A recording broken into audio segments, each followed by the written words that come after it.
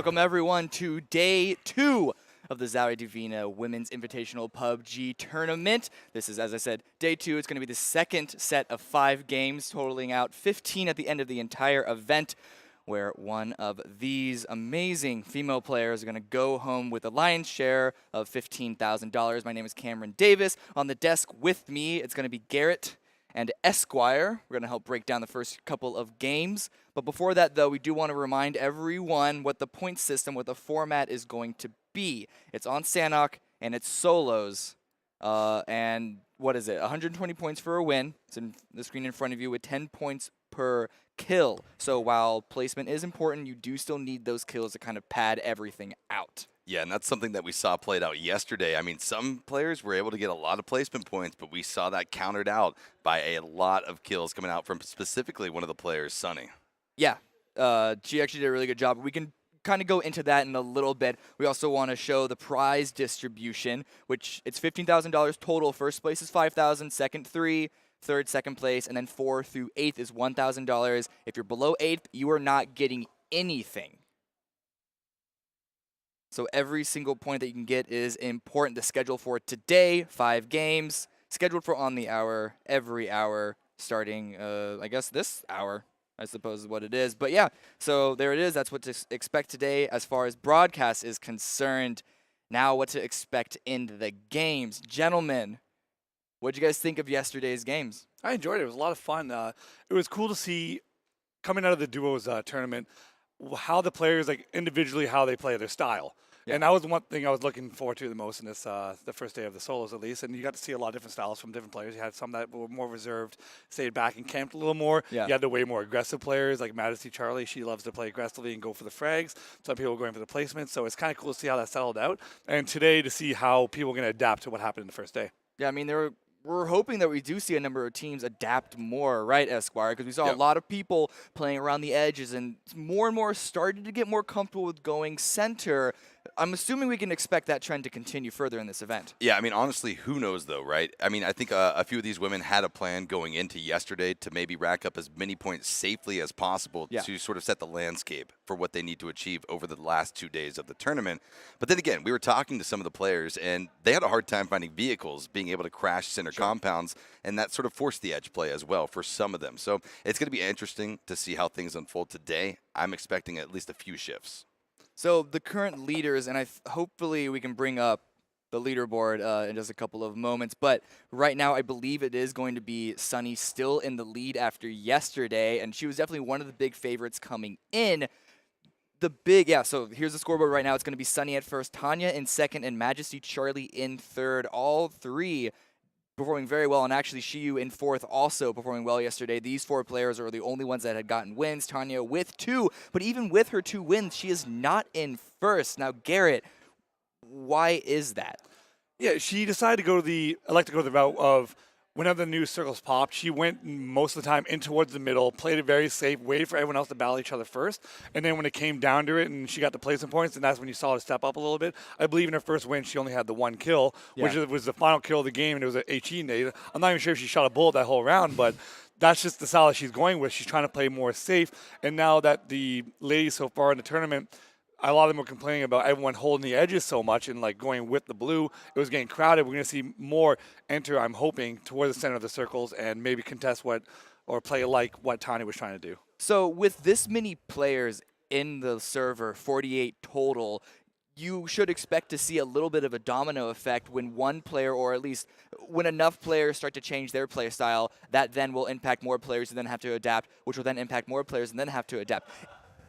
Yes, it happened at the very beginning of the duos event. It happened yesterday where a lot of players seemed timid and scared to go into the center because that only opens up more angles of attack. If more players do that, though, Esquire, will that affect some of our leaders or at least other people like in the top of the leaderboard? Will that affect their play in some way? I mean, here's the thing. It depends on who ends up changing up their strategies. We could see that. But if more people go center in this map today, or at least in the 5 matches to be played out here on day number 2, we're going to see edge play become a little bit more, I guess, safe. Yeah. It's not going to be as deadly as we saw it yesterday with an overwhelming majority of the lobby playing edge yesterday. If you were in the blue trying to still rotate in, you're going to get gate kept by not 1, maybe not even 2, but 3 different players. My big question, though, is that while a lot of players were playing safe, the one name that we kept seeing dead center of the circle, if not every time, at least significantly more than anyone else, was Sunny. On a consistent basis, was if not center of the circle, especially because a hard shift would pull off of her, but she was still in position to take like territorial control. If more players leave the edge and go center, my question is, and this can go to either of you, is do you think that will be too much for her? Because she has a fair number of kills, but is it possible that's because she's only had to deal with a certain number of players? Yeah, well, more people are going to be crowding around where she normally would play. A lot more random things can happen. She has to take more fights.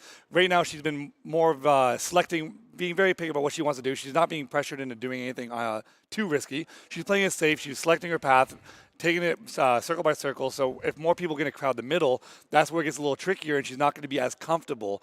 And it'll be funny if we see that shift where instead of everyone holding the edges of the blue and moving in with the blue, if everyone decides to shift and go towards the middle, the one like you mentioned before, the ones playing the edges will be the safer route.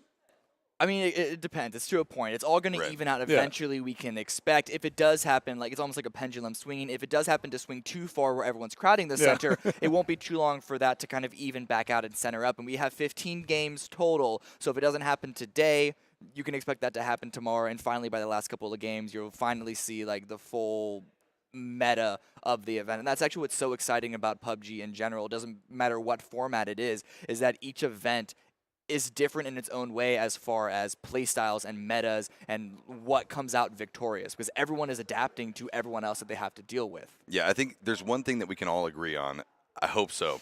It's that if people do end up playing a little bit differently, bombing center, freeing up the outsides of the circle, the one thing it's going to do is just change the landscape of the game entirely, as opposed to yesterday. Yeah. I want to see like if people they went back and watched the VODs perhaps, and if you do want to play the edge, just don't play as close to the edge as you were. Move in a little bit more, and then you can be the player who's holding back everyone else who's trying to come in, and they're fighting each other, and you can gatekeep them a little bit.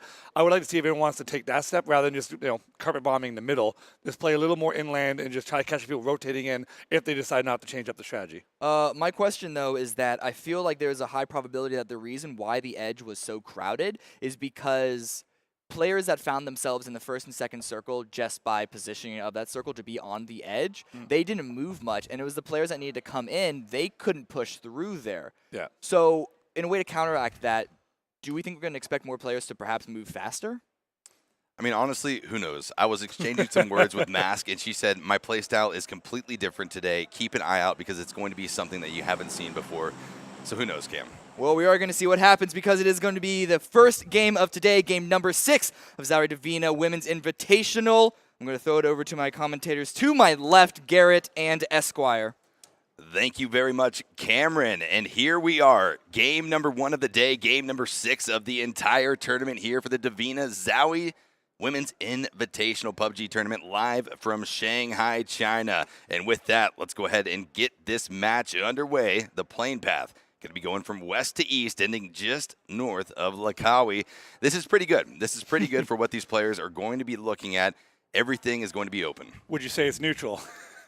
Who knows at this point? Who knows at this point? I mean, let's just say it's fair enough to where every area on the map will be open for the taking. Yeah, I'm curious to see how many people are going to be dropping into boot camp. We saw a bunch of fights early happen last night as well. I think we saw maybe 4 or 5 people go in there, but Mask was one of them who got knocked down twice early. So maybe that's what you want to.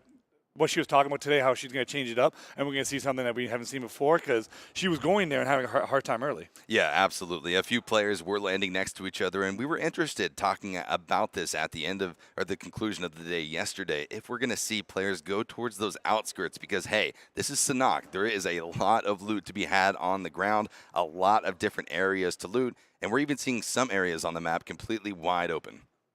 Yeah, a lot of the. And that did not take long. Nope, did not take long at all. Dabby Jung with the barrel 7.62, able to find the connections on top of Rocket, taking her down the first blood here of game number 1 of day 2. Yeah, I don't even remember what your point was that you're trying to make now, just because of the action. That a lot of places are going to be open. A lot of places will be open as well. Yeah. I mean, there's so many different drop locations, even outside of the major areas that, have names on the map. A big change I've seen already so far on the map is that the fact that the southern side of Sanhok is being more occupied compared to yesterday. Yesterday was very wide, more wide open. No one ever went towards docks. We see 2 over there. And Vendetta right now, as you see, just going down and looting. I love this compound myself. One of my favorite parts of loot, just go in here, get decent loot to move into the boot camp if you want to go third party some units. Yeah, I mean, land on the outskirts, work your way in. You don't want to have to overcommit to these positions. But Vendetta, she's got the barrel prepped and ready 4 times up on top. She's got the range if she needs it, but she's certainly going to be looking over here. She saw an enemy parachute nearby, and this is going to be Yasa on the opposite side of this, just over to the east. But speaking of some of the players that shocked us with their skills yesterday, Tanya Kakanya, 2 chicken dinners in day number 1, trying to come back with the 3-peat, maybe even the 4-peat or more here on day 2. Yeah, she played fantastic, very positional. We talked about before in the warm-up coming in, just going towards the middle of the circle, playing a little more safe. Right now she has someone near her, maybe making it a little more uncomfortable because she hasn't had to take those early on fights. Yeah, and I mean, here's the thing right now. Early game, we saw a little bit of action. It's a product of all of these women sort of trying to find a drop location on the map. It's still going to be a little bit chaotic. Hey, we got 48 players in this match. It's only inevitable that some of the players will be finding each other a little bit close for comfort. Yeah, exactly. We saw a lot. Speaking of that, we actually saw a lot of people camping in houses for a very long time, just watching the door, trying to get entered in, just take it easy, especially when he got hot dropped on from other enemies as well. We see Matthew going down early as well to Sunny. Vendetta is now looking for Yasa. Again, this is what we're talking about. She's just chilling there looking, trying to get her coming in, and she has a great angle. Yeah, and here's the thing. Yasa going to be spotting out Vendetta. Vendetta was looking around, trying to see where the enemy threat was. Unfortunately, not able to do so. And up on top of the boxes, inside of the warehouse, Yasa claims her first kill of the day. And you can imagine what kind of thing that does to you mentally. You get the day, you get the night to think about things. You go into the very first game, you're ready to go, you're all pumped up, and then to die like that is something very unfortunate. It can really tilt you going for the next 40 games. Doopsy going to be creeping up here to the compound where Rachel is currently looting. She's going to be crouching as well, but Doopsy certainly knows that an enemy threat lies inside of this building, peeking around the corner, trying to spot her out with the lean peaks. But Rachel, she knows something is up. She's going to be crawling around here inside of the building, up on the table at first, but now working her way through.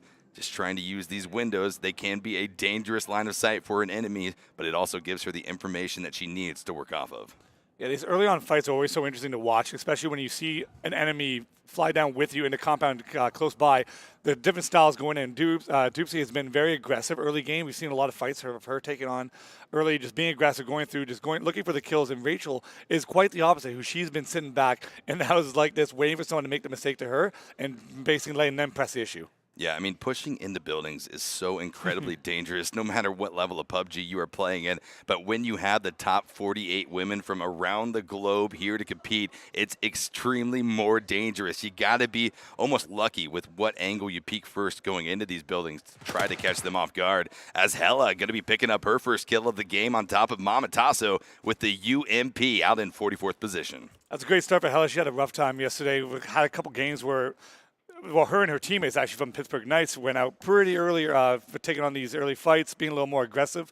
They don't like to sit back and be too passive. We actually had a couple of talks to them about them being, getting really annoyed at people hiding in the houses, being prone in the grass. They want to take the fight to them, but in this map so far and the way things have been going, it's been very risky. Yeah, that is exactly true. Speaking of the Pittsburgh Knights, another player, Sminty, going to be taking down Sunny, the first place leader on the leaderboards, going out early on here in game number 1 of the day in 43rd position. Sminty getting the early kill. We see Majesty Charlie in the compound that she loves a lot. This is saw actually her take that a lot as well early. Painan, her and Sanson would always go there, even in the duo tournaments they did that a lot as well. It's her bread and butter, and we're seeing this compound actually get a lot emptier as the games go on. Maybe people don't want to press the issue because she's one of the top fraggers in this tournament. Yeah, she certainly is. Katarina going to be working her way up on top of this hill, just outside of the safe zone. So both of these players, Nonomiya and Katarina, have to make the same trek. But no, she's going to be looking up here towards Katarina. She's got the rock eye down in her line of sight, just waiting for the opportunity to spray down on top of Katarina. But we'll have to wait and see for Smoke Grenade going to be coming out, trying to give her some concealment to work with, maybe just trying to throw her opponent off or mask her footsteps. Very tricky situation. We saw a lot of rocks being played yesterday as well, people maneuvering around it. Usually the aggressor was the one that fell down too early as well. Katarina decided to elect to just not take the fight, take a long route around as well. And it looks like Nonomiya does hear her doing this, and she's just playing the angle, not taking the fight, but she might play an off angle and catch her off guard. And I think Nonomiya is expecting Katarina to rotate this way by virtue of the blue zone coming in off of this direction. And she's making the right choice, spotting out Katarina, trying to spray her down. And with the headshot from the QBZ, Katarina will be going out of game number 1 in 42nd place. Very smart. Well played by her, hearing the footsteps going on, taking the off angle, not electing not to fight her head on too aggressively because you don't want to have that risk of being knocked down early. Very good by her to play the off angle and get the free kill. And now she can move in really close to the edge of the circle as well. She's going to have a safe ride going in and moving on forward. Yeah, absolutely. The way that you want to be starting out these matches, almost these free type engagements, catching your opponent out, spraying them down, and not taking any damage in return. PUBG, it's a game of attrition. It's a game of a lot of things, Garrett, but certainly attrition is what these players are going to be working through, trying to keep that armor, trying to keep that helmet alive throughout the mid to late game. Exactly. It looks like Yaz is still actually in the same compound. Polly taking a shot at it as well from the boot camp. News is now being pinched from both players as well. She does not know Yaza is in the compound with her, and it looks like she's in the same spot that we saw her get the first kill of the game. And here's the thing. The loot crate from the player that she took out is still there, so if a player comes in, they see the crate, they might automatically go towards that instead of peeking around the corner, enabling Yasa to pick up another kill of the game. But looks like Nui's was a little bit smarter than to go into these warehouses, almost assuming that, hey, this is boot camp, these are the warehouses, I know that they are likely going to be looted 8 minutes into the game.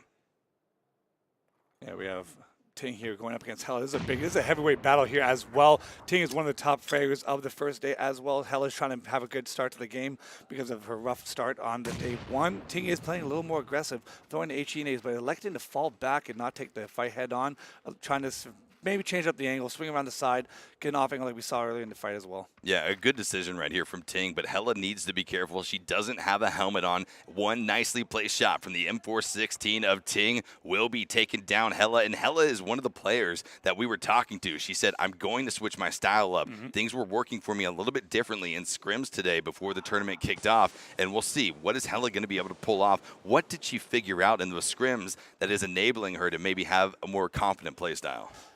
Just the fact that they, coming into the very first game, they were just trying to play the edge. All the Pittsburgh Knights were using the edge, going along with it, but then we talked to them before about it, how everyone was just camping and waiting until the very last second to move, and it just makes it so hard for her to make that entry into the new circle, being surrounded by everyone. Elizabeth going to be caught out. Smile Queen from China with the AKM. This is her bread and butter, the gun that she knows and loves, and we've seen her exhibit her AKM skills both on single tap and burst, or rather spray down. She's absolutely insane with the AKM. One of the harder guns to control, at least when you're spraying.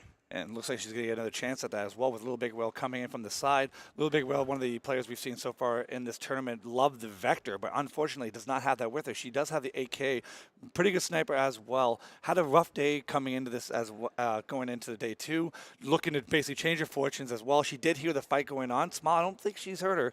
So this is going to be one of those situations where maybe the first one that moves is going to take the kill. Yeah, no, absolutely. I mean, if there's anything that Little Big Whale heard, it was the shots coming out from the AKM, and she's got a Kar 98 prepped and ready. We'll be checking out this compound with that bolt-action sniper, trying to see if she can catch some heads in the process. But up here on the hill, it's going to be Anakin spotting out Roxy. Proxy from the right side of the tree will be landing the damage. One more shot will do it, but she does not have the opportunity. Going to be leaving Roxy with about 20 HP as the blue zone starts to work its way up from the south to the north. Yeah, being forced by the blue right now to make a move and decides to take the damage, but she does end up winning and taking out Roxy Proxy. Majesty Charlie is over to the east on this as well. She did hear this fight, but she's within the circle. She could have had a potential chance at third party, but electing to, again, we talked about this as well. Do you want to take the early fights in the game and go for those kill points, or do you want to stay alive as long as possible, not risk anything too much to try to get those placement points late game? Yeah, I mean, Majesty's whole MO yesterday was getting placement points. She was one of the at least best players that we saw being able to consistently make it into the late game. So she's going to continue to do that here today. I don't see any shift in her play style, at least coming out on day number 2. But we do have phase number 3 popping up, and that circle's going to be going back down south. And, yeah, I mean, it's crazy. We see some interesting rotations. I don't know if we're – and then there it was, off in the distance, going to be that boat. But Little Big Whale, she spots out Smile Queen with the AKM around the right side of this wall outside the compound on the riverbed, trying to spray her down. Smile Queen is running away with 10 HP, but she's going to be taken down with a nice spray headshot coming out from Little Big Whale, picking up her first kill of the game. Yeah, she got the early jump on it, got the early damage as well, and just knew that she was bleeding out, and just might as well at that point get really aggressive to finish off the kill instead of taking your time. You want to force the issue and not give them a chance to heal up and have a second life. Here's Miss Gucci, one of the representatives from North America, the United States to be exact, going to be rolling up this hill, taking a page out of some of the players' strategy books yesterday, using these rocks, not just for cover, but also to provide them a little bit of camouflage with these bushes from their opponents. Yeah, we actually talked to Taran yesterday as well. She had that, I believe, a top 4 placement where she was prone behind a rock with the with an enemy prone on the other side, and unfortunately got killed in that situation. And just how many people yesterday we saw prone behind these rocks that you have to really pay attention to, no matter where you go. That even if you feel like you're safe, you always have to have that awareness that potentially anyone could be behind these rocks at any time. That's exactly right. Sminty already picking up a kill for herself.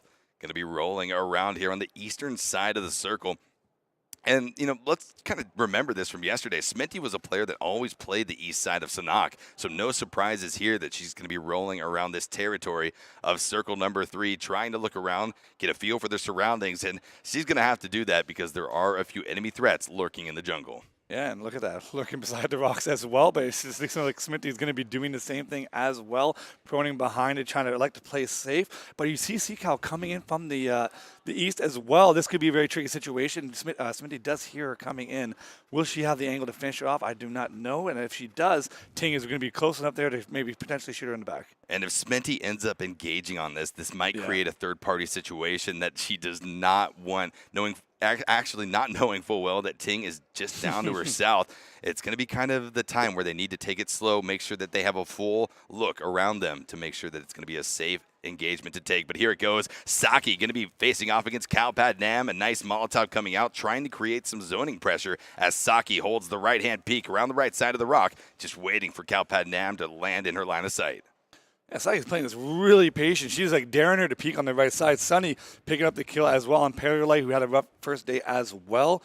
CC healing up. No had a fight with No May as well. Going back to Kalpad Nam. Like, this is like, we talked about this earlier as well, but like, there's been a lot of fights just behind a tree, behind a rock, just one-on-one.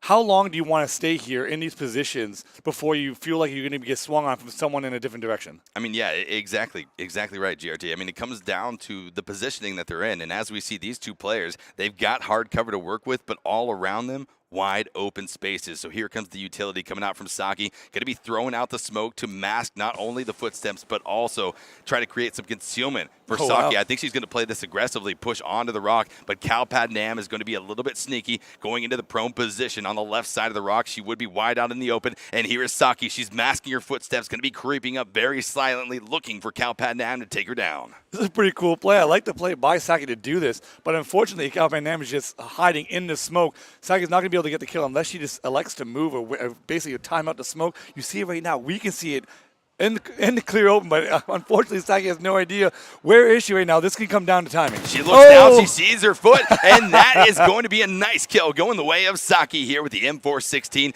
Excellent solo play strategy being displayed right there as Kalpad Nam gets dropped down in 35th position. My2 going to be dropped down immediately thereafter in 34th. We're going back to Hella as well. She had a little standoff against Ting earlier in the round as moving forward. She's taking the rap side as well, going towards her teammate though. We might see some teammate action here with Hella and Smitty facing off. Seacal as well was in the distance as Smitty was trying to go to.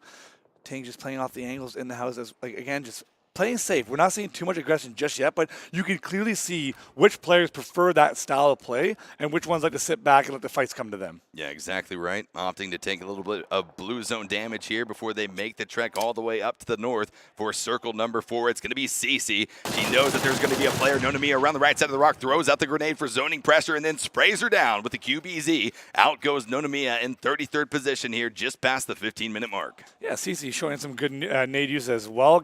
Zoning her out with that nade is something that you want to see in solos as well, because you're not going to necessarily get the kill damage on these nades, but if you throw them in a certain direction, you force them to the other side, you have a clear shot on them and the advantage as well, knowing that they're going to be swinging out and they have no idea where you're going to be. Exactly. In contrast to squad play, all of the utility that you can throw out serves almost a dual and triple purpose here in solos game play, and that's going to be a nice kill coming up here. Tume going to be taking down Maipai in 30th position As Rachel continues on here on the southeastern side of circle number 4, trying to look around, opting not to push into these buildings, knowing full well at this stage in the game, every building is likely going to have an enemy threat. Yeah, as a smart play as well, you have no idea. If you're going to move into any new position that has compounds, especially on a map like Sandhook, there's just the risk of entering it is just too great. You just want to sit back, play the edges. We use the rocks because there's a lot of terrain on this map that you can play around. Going into the compounds is not necessarily the smartest decision. Yeah, and that's sort of what we talk about. Able to get into the center of the circle early on, or maybe even getting lucky enough to have the circle pop on top of you. If you're inside of a building, that positioning, that cover is going to play in your favor extremely well here in game number 1. But we still see Miss Gucci and Hella going to be lined up here just down the hill from one another. These are 2 players from North America. We saw that Miss Gucci said she was adopted by the Knights for this tournament, and although they might be representing the same organization, they are bitter, bitter enemies here on the battlegrounds of Sanhok. Yeah, they've been hanging out, very good friends as well, spending a lot of time with each other outside the game, but in the game, again, fierce rivals. You don't want you want to have that bragging right as well. Mass, you see her getting down very low, dies to the blue. Very unfortunate because she was one of the players you mentioned earlier as well, that she was going to change up her style and you're going to see something new. Unfortunately, we didn't get a chance to see that today. Yeah, and that style might be opting into more blue zone damage in favor of those early rotations. We'll have to see how games 2, 3, and 4, 5 play out for Mask, but she is certainly going to be down and out of game number 1. As we continue to watch phase number 5 in full effect, about 10 seconds until the blue zone will shrink in on one of the late game circles of the day. But Eto going to be spotted out. That's going to be another kill going the way of Sunny. A nice spray down headshot with the M416. And there's another crane as well. Og going in with the 8-scope. 8-scope on this map, not the most effective of these scopes, but still, the Og can be very useful in this close-quarter battles. Yelena getting taken out by Lizzie. Do you see in the southeast corner of the map, there's going to be some mayhem going on with all these players in the same compound. Got to move in with the circle and coming in with 43 seconds left. See Kyle moving in. Shu Yi as well. Little Big Will dying to the blue. And we're trying to work their way in. We're seeing something repeat from last night. People taking too long going in from the blue. Yeah, and they're starting to feel the hurt from that. It's a little bit too detrimental for them to work off of, and we're going to see some shifts. Absolutely, if not in this game, certainly throughout the rest of the day, the rest of the tournament, as Lizzie makes her way in. Right in front of her going to be Shiyu, dropped down very low, trying to avoid taking any more ticks of this blue zone damage, but also worrying about any threats that may lie in the grass right in front of her. But for the meantime, it looks like she's going to be able to continue on to safety, avoiding the line of sight of Shiyu. Throwing in a smoke for cover to get in. She has seen her go behind this rock and prone, but Lizzie trying to find a way in, but taking so much damage, needs to stop back and heal. You see Taryn going down to the blue. This 5th phase really takes people down if they're not going to get within the circle quick enough, but she does hear this as well. Has a smoke for cover. You see Lizzie wrapping around the side, but again, this is going to be an element of surprise that she's not going to be expecting. Yeah, I don't think she was able to hear the footsteps, but she knew that Lizzie was coming from that northern angle. But Lizzie going to be peeking around the right side of the rock, just waiting for Shiyu to show herself, sprays her down, and with the Vector, out goes Shiyu in 12th position, leaving just 11 players remaining to fight for that chicken dinner at the 20-minute mark. We are seeing, as in the circle right now, we're seeing some very familiar faces. We have Tanya, who won 2 games yesterday as well. Again, finding herself in the next circle early. So again, going for that placement fights. We haven't seen her take too many fights early, but Majesty Charlie, quite the opposite. Always looking for those fights. Getting believe she has the highest kill points so far in the tournament. Right. Sunny as well, going into the circle. So the familiar ladies are still on this. Oh, let's move into this right now. Tume taking out Sanzin. Sanzin, I believe she was a top 5 player as well. Yes, they're moving in on the edges. Everyone's trying to go in a little bit earlier than normal. Miss Gucci and Hella are going to be beside each other. Yeah, it's not going to be easy from here on out. I saw that Yasa was still inside of that same warehouse the entire game, now being shifted out, forcing her to make a rotation up towards the northeast as Majesty Charlie doing what she does best, making those consistent placements here in the top 10 as she continues that climb on the leaderboards. We look now at Sunny behind the rock, just uphill from where Lizzie's position is. Everyone trying to be very careful, trying to maneuver their way slowly but surely to sort of enable themselves to rack up as many points here in the first game of the day as Majesty Charlie works her way around that southern side of the circle. Going to be spotting out another player. Hella going to be going down to another headshot with that M416. Yeah. Look at that as well. The 7th kill by Majesty Charlie. As again, Miss Gucci had the first shot in that engagement, but Charlie in this tournament has shown that she is the best, in my opinion, the best fragger going forward. Sunny, maybe the best positioning. Tanya, the most patient, I guess you can go with as well. But the fragging power of her, no matter what kind of placement she gets, they make up for so many points. Absolutely. Seeing a lot of familiar names here in the final moments of game number 1. Majesty has now broken the kill record so far for the solos matches of the Divina ZOWIE Women's Invitational PUBG Tournament, but she has not secured that chicken dinner just yet. 7 kills, and she is looking for more as we have 6 players remaining in the final moments of this game. The blue edge moving in now. Sunny going to be taking an engagement with Lizzie. That's going to be the next key fight coming in. Sunny, again, playing very patient, waiting for the last second before she decides to move. She does know Lizzie is nearby because she had an earlier engagement.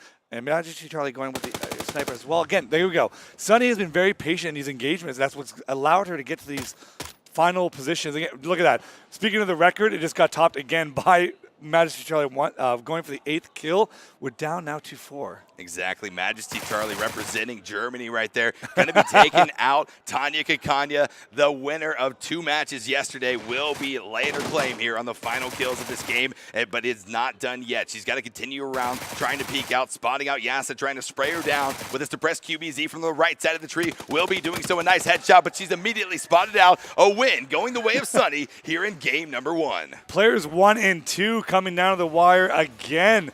Sunny electing for more fights. Tanya playing the position that she's going to be taking her 2nd win of the tournament. So now they're going to be tied going forward. Majesty Charlie, not the highest placement in comparison to her counterparts, but the 8 kills really make up for that. Yeah, absolutely. She is going to be getting kill points on placement points. And we just saw Sunny. She looks very cool, calm, and collected, like she said in her interview yesterday. That was a really aggressive game. We were talking about how expected adaptations going forward. I don't know about you guys, but I didn't expect those adaptations to skyrocket at the level that we saw, because there were a lot more players in the center of the circle going forward in this game. Absolutely, and I think it's a product of these women becoming a little bit more comfortable with this lobby, with the different skills, with the different players that they're facing off against. And wow, Majesty Charlie, she got that good rest we were talking about last night. She ate a great breakfast, and she is here to frag out. 8 kills, that's a really big number. I don't think it's going to be enough to top Sunny's points overall, because she still went out in, I believe, 4th. And Sunny still had 5. Right. So I think Sunny is still going to get the most points overall from this game, but that is definitely going to help. And getting a lot of kills is incredibly useful. Yeah, coming in as 10 points per kill is it's going to make a lot of the difference. So even though she did get 4th, I believe she'll have the 2nd most points in this game as well because of that difference. It's like because Tanya, she's not getting the kills compared to the other top players, but you see the way she's playing. She's just electing to play smart, let them fight themselves, get knocked out, and every person that fights early is just more points for her in the end. Yeah, I mean, Tanya is playing, all these players are playing very well on the top. That's why they're at there. My concern, though, for Tanya is when she's put up against the wall, when her back's against the wall, she's cornered in, will she have the ability to kind of break herself out? So far, she hasn't been challenged too much. And that's why I personally think that, like Sunny and Charlie, that playstyle is putting them in a better position, because you can see that they're actually able to fight their way out of tricky situations. The question is, will Tanya be able to do the same? We haven't seen it too often, but when she has been under pressure, we've seen her win some of the battles, and she has shown her skill that she does have to fight her way out. It's just not as consistent as, let's say, how often we see Majesty Charlie, who we see her in these positions sometimes where you think for sure she's dead. Yeah. And then all of a sudden she just at the very gets end out of it. She digs her way out of these tricky situations that we don't see the other players do as often. Yeah, let's talk about this particular game while we watch the highlights. It was very explosive from the beginning. People were in the center more aggressively. In fact, there were even maybe around 6 people in boot camp, including that kill that we saw there. And so that is a stark contrast from game number 1 yesterday, where there was only 1 individual there. And yet, we did still see people die to the blue, but I don't think that is something at this point in this game they can really, I don't know, I guess fault the players for. Yeah, that was incredible tracking from Nonomiya right here, expecting where Katarina's position would be. Incredible gunplay coming out from all of our players here on the stage. There's a lot of fun in this round seeing the one-on-one duels in comparison to day one. A lot of the day one kills were people entering the buildings and getting killed on off angles, not expecting it. But we saw a lot of head-on fights that were fun to watch. Especially, I think it was Cece who threw out the 2 smokes and played the rock and moved up, and that was a good one to watch as well. And each one that's won these individual fights has been the aggressor. Yeah, I mean, that was extremely methodical play. Those 2 smokes. Sorry, Saki. Yeah, Saki just trying to play this so beautifully, and that she did, able to mask the sound of her feet and then come around the rock, looking so diligently, not giving up on the fact that she knew that there was a player there on that side of the rock. CC, in that engagement, I believe that she was out in the blue for a fair number of minutes, just having to deal with that opponent. But that is the blue play that is commendable is not the right word, but is respectable because you're actually playing around. It has nothing to do with being scared or being lazy. It's you're actually stuck in an engagement. You have no option but to stay in the blue and play around to be able to come out of it safely. Yeah, I mean, it's a trade-off, right? Meds, some of that attrition for those late game entry points where you hope that maybe your enemies won't be expecting you to make that entry into the circle at that point in time. A lot of players you see play the blue are the ones that are more calm and collective, knowing that I am taking damage, but it's nothing to panic about. I can still take my time. Knowing how much damage it comes per second in each zone is something that's important to know. And you see a lot of them aren't panicking. We didn't see as many deaths to the blue this game as we did in the first day, as you said. A lot of them were entering the circles early compared to yesterday where we saw some center circles with no one in it. So to see that change coming through is going to be a lot more engagements early on. That's going to be more fun to watch today. So my question, though, is how do we expect these playstyles to continue to develop after this point? I'm assuming that, obviously, they haven't peaked out on what we mean by the playstyle here of trying to go center more aggressively. It was only the first game. Standing next to me is the winner from the first round, Sunny. Please say hi to everyone. Hi everyone, I'm Sunny. Yesterday, you already ranked in the first place. And you also had chicken dinner yesterday as well. And today, you got off to a good start. I want to ask, your drop spot is different from yesterday's. There's several places that I'm really familiar with, so I decided to change the spot. It's harder for your opponent to figure out what you're going to do due to a change in location. It seems like other players are also trying to adjust and changing their drop spot as well. Did you notice it? Yes, I did. Everyone's been studying each other. So